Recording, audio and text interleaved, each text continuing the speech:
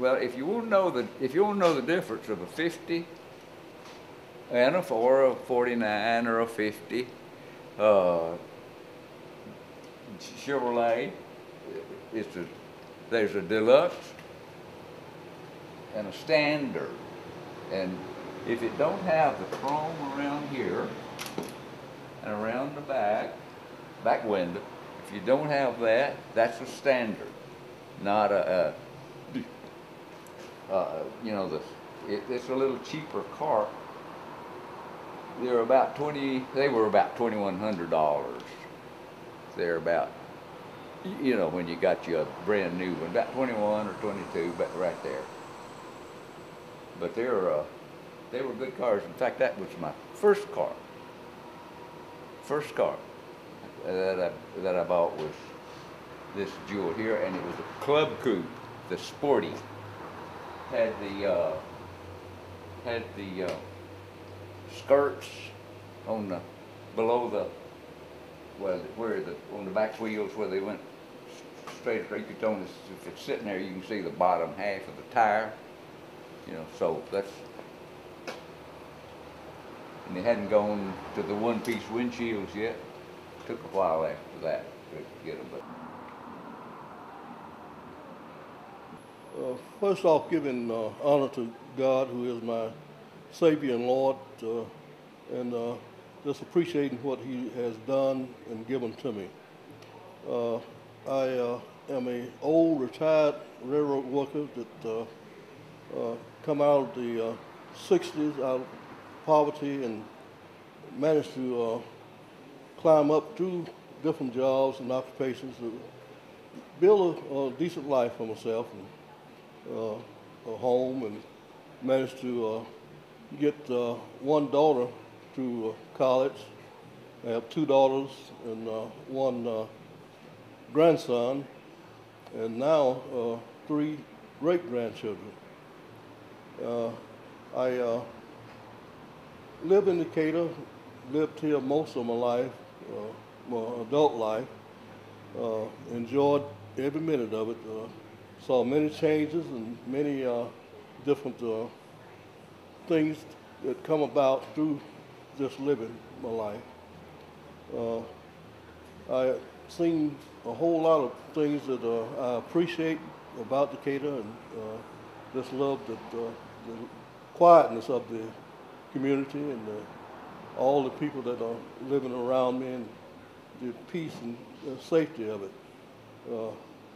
I love to just enjoy life, just to enjoy the life that God has provided for us, and to give us a sense of well-being in our community.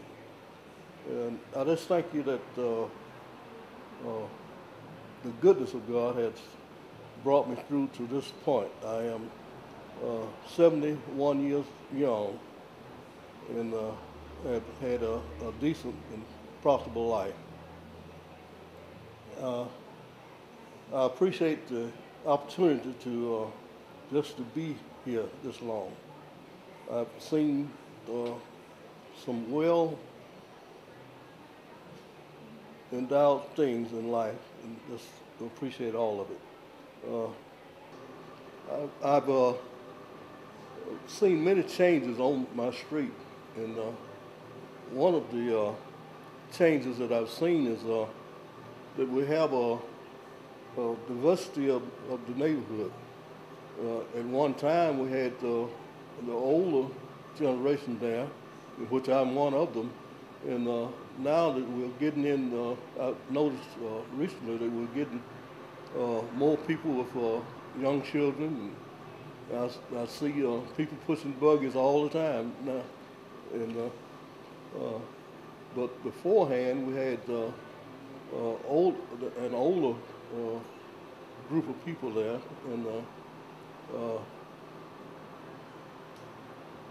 people that were actually working class, and now it seems to be more young professionals there coming out to give more diversity to the neighborhood. And it's it's hard to keep track of everybody that's, you know, moving in lately.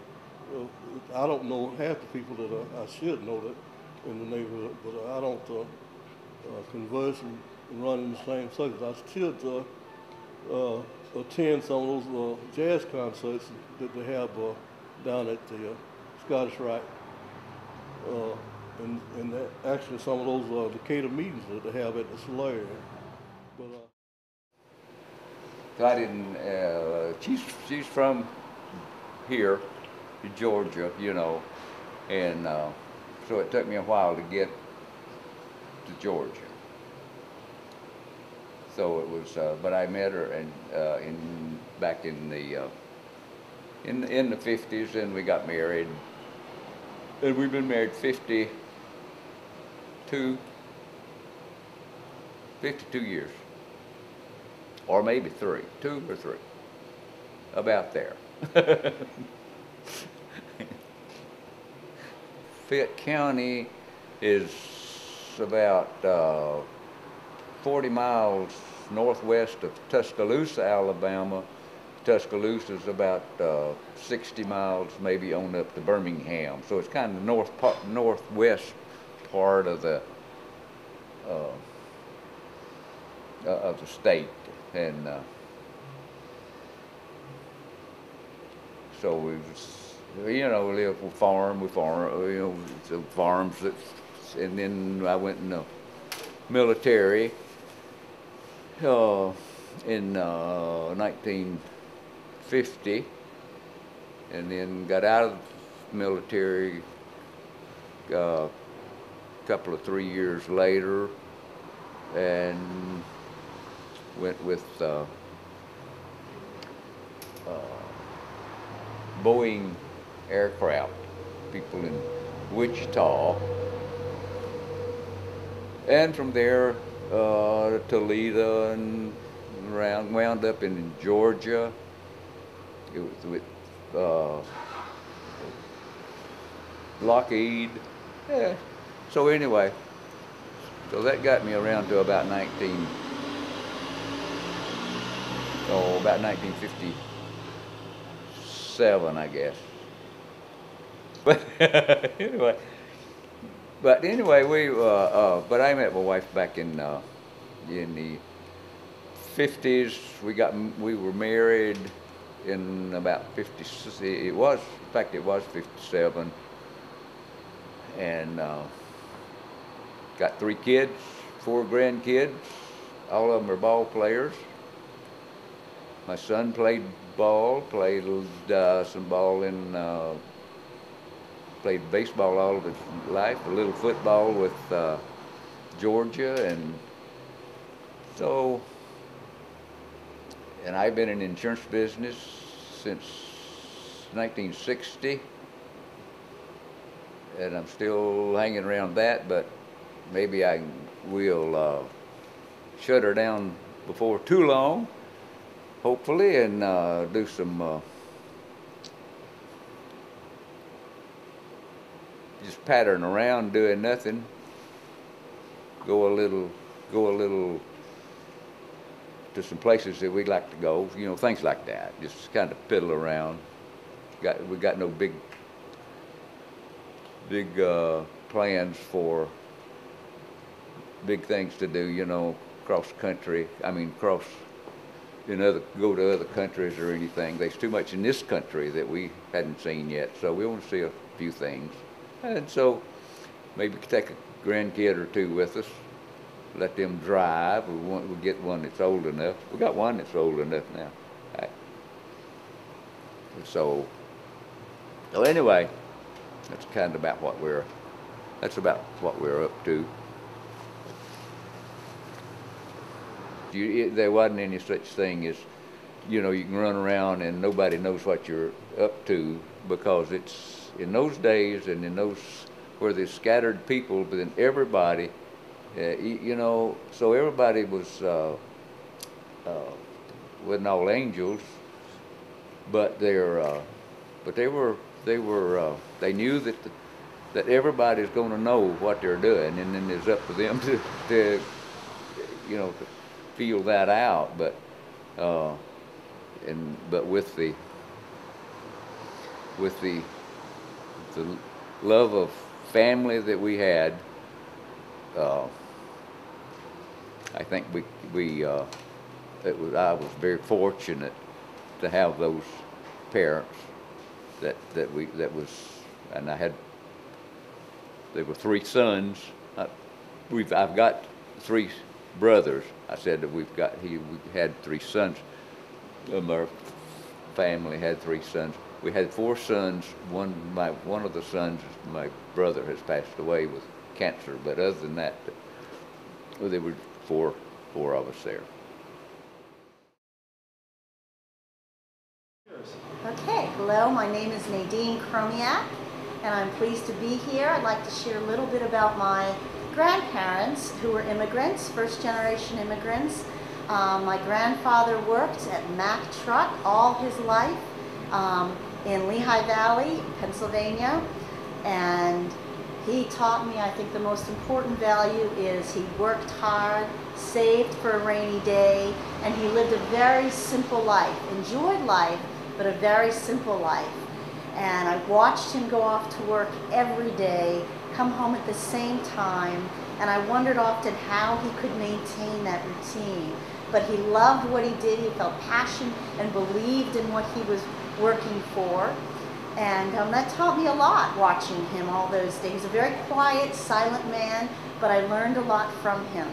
My parents, I also have to contribute to the story because I think their acts of kindness went a long way, and the way they treated people. My father was a priest, and we transferred a lot around the country. We ended up in the South, here in the wonderful Decatur, and he was a very kind man. He could be in a room with anyone and communicate effectively. My mother, a nurse, geriatrics was her specialty.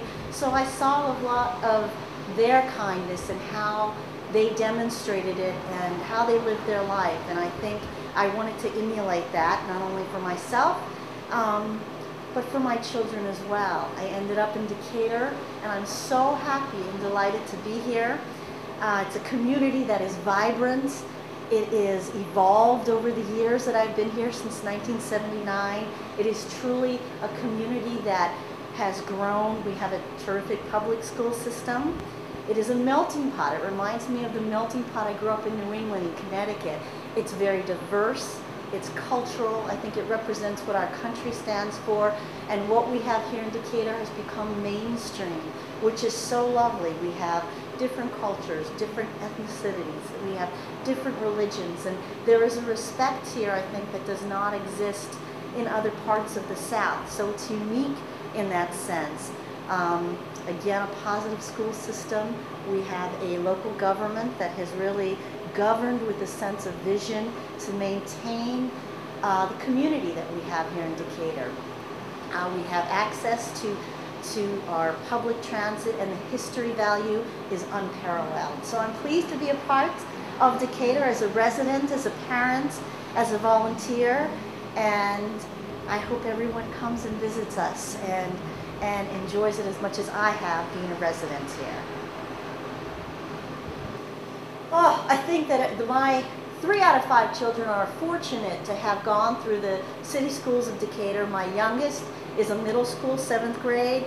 I think that living here, participating in the community, playing softball, attending school since she was kindergarten in the city schools of Decatur, I think it has enabled her to be more aware of the world around here. I think that around her, there's a little more global awareness with, I think, our students here, and which I love. I think that is unique in itself, and I think for Julia, it'll give her a greater sense of the world at large, because she's grown up in a diverse community and welcomed and respected different religions and backgrounds of people. So there is a little more of a global uniqueness to Decatur, which I'm fortunate she has, and I think has grown and hopefully will continue to grow with her as she graduates and moves on to Decatur High School and then into her own life journey, and hopefully gives back to the community here in Decatur.